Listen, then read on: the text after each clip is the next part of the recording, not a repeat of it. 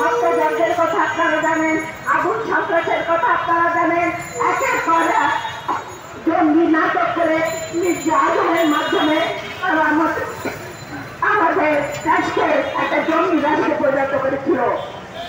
আজকে 54টা নদী ভারতের সাথে আমাদের সংযুক্ত আছে, সেখানে বাদ নির্ভর করে আমাদের দেশকে পানি মারার ব্যবস্থা করেছে।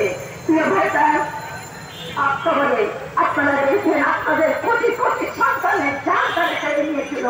তখন আমরা সারা দেশের মানুষ ঐক্যবদ্ধ হয়ে এই স্বৈরাচারের পতন ঘটেছে। কিন্তু একটা কথা আছে, nobody can win against fighting against the people of their own land. নিজের দেশের মানুষের সাথে যুদ্ধ করে কেউ কখনো জিততে পারে না। আমরা মুক্তিযুদ্ধ দল এই প্রজন্ম দেশাত্মবোধে উদ্বুদ্ধ।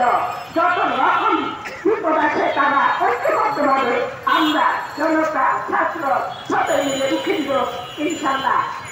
আমি আমার বক্তব্য দীর্ঘায়িত করবো না, শুধুমাত্র বৃষ্টির জন্য আমাদের নেতা এখন বক্তব্য রাখছে। আপনাদের সবাইকে অনেক অনেক ধন্যবাদ।